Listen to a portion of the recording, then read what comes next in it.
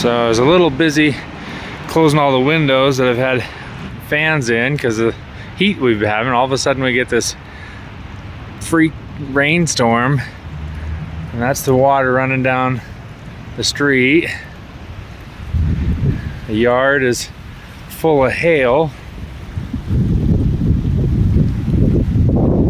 where it bounced off the roof. It piled up in my garden. This is 5 or 6 minutes later.